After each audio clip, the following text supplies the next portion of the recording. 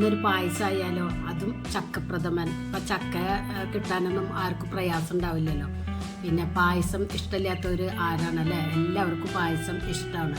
അപ്പം നല്ല ടേസ്റ്റിയും ഈസി ആയിട്ടുള്ള ചക്ക പ്രഥമൻ എങ്ങനെ റെഡിയാക്കാമെന്ന് നോക്കിയാലോ.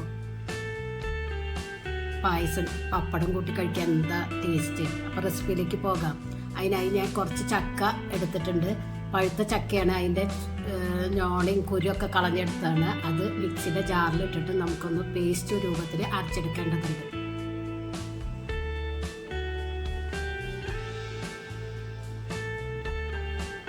അപ്പോൾ ഇത് അരച്ചെടുത്തിട്ടുണ്ട്. ഇതുപോലെ വേണം അരച്ചെടുക്കാൻ. ഇത് നമുക്ക് മാറ്റി വയ്ക്കാം.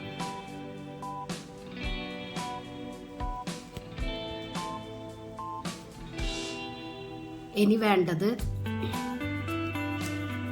കുറച്ച് നാളികേരക്കൊത്ത് എടുത്തിട്ടുണ്ട്, അണ്ടിപ്പരിപ്പ്, കിസ്മിസ്, ഒരു 7 ഏലക്കായ, കുറച്ച് പഞ്ചസാര ചേർത്ത് പൊടിച്ചെടുത്തതാണ്. ഇത് ഒരു ടേബിൾ സ്പൂണോളം വരും. പിന്നെ ഒരു നാളികേരത്തിൽ നിന്ന് എടുത്ത പാലാണ്. 3-ാം പാല് 2 കപ്പ്,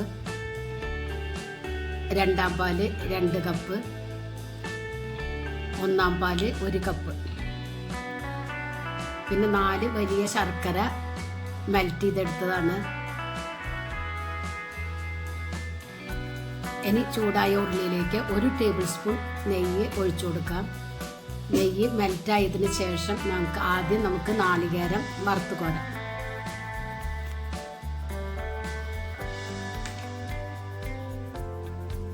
അപ്പോൾ നാളികേരം ഏകദേശം ശരിയായിട്ടുണ്ട്.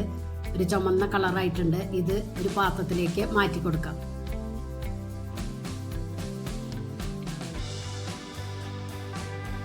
അണ്ടിപ്പരിപ്പ് ഇട്ട് കൊടുക്കുക.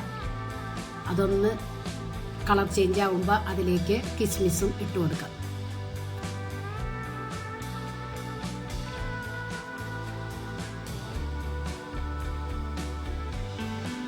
അണ്ടിപ്പരിപ്പ് മുന്തിരി ആയിട്ടുണ്ട്. ഇതും പാത്രത്തിലേക്ക് മാറ്റി കൊടുക്കുക.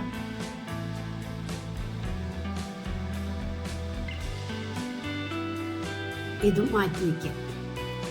ഇനി അതേ ഉരുളിയിലേക്ക് മിക്സിയുടെ ജാറിൽ അരച്ച് വെച്ച ചക്കയുടെ മിക്സ് ഒഴിച്ചു കൊടുക്കുക.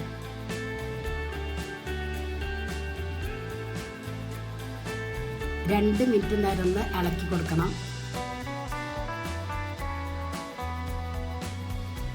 ഇതിലേക്ക് 3-ാം പാല് മുഴുവനും ഒഴിച്ചു കൊടുക്കുക.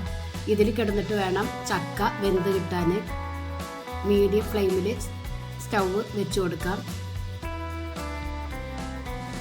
ഏകദേശം വറ്റി വരുമ്പോൾ വേണം ശർക്കരപ്പാനി ഒഴിച്ചു കൊടുക്കാൻ.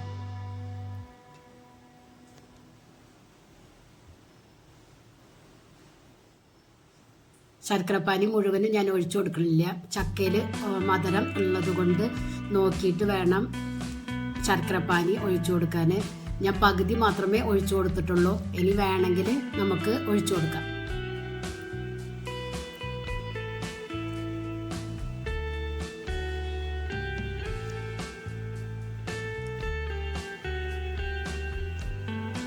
ശർക്കരപ്പാനി ഒഴിച്ചതിന് ശേഷം ചട്ടിയിൽ നിന്ന് വിട്ട് കിട്ടുന്ന പരുവത്തിൽ വേണം 2-ാം പാല് ഒഴിച്ചു കൊടുക്കാൻ. ഇതിലേക്ക് 1 ടീസ്പൂൺ നെയ്യ് ഒഴിച്ചു കൊടുക്കാം. നമ്മൾ ചക്കയൊക്കെ വരകണ പോലെ തന്നെ അത്രയ്ക്ക് അങ്ങോട്ട് വേണ്ട എന്ന് മാത്രം. ഈ ടൈമിൽ നമുക്ക് 2-ാം പാല് ഒഴിച്ചു കൊടുക്കാം. 2-ാം പാല് കുറേശ്ശെ വേണം ഒഴിച്ചു കൊടുക്കാൻ. ആദ്യം കുറച്ച് ഒഴിച്ചു കൊടുത്തിട്ട് കുറച്ച് വറ്റിച്ചെടുത്തതിന് ശേഷം വേണം ബാക്കിയുള്ള പാല് ഒഴിച്ചു കൊടുക്കാൻ.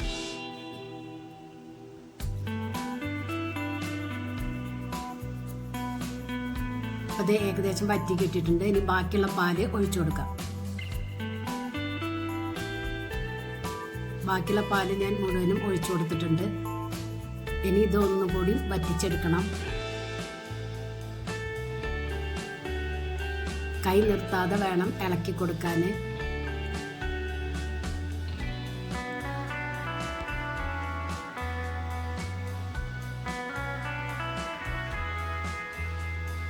അത് ഏകദേശം വറ്റി കിട്ടിയിട്ടുണ്ട്. ഇതിലേക്ക് 1 നുള്ള് ഉപ്പിട്ട് കൊടുക്കാം. ഇനി 1-ാം പാല് ഒഴിച്ചു കൊടുക്കാം. നല്ലതുപോലെ യോജിപ്പിച്ചെടുക്കുക. സ്റ്റൗവ് ഓഫ് ചെയ്യണം. ഇനി ഇതിലേക്ക് ഏലക്കായുടെ പൊടി ചേർത്ത് കൊടുക്കാം.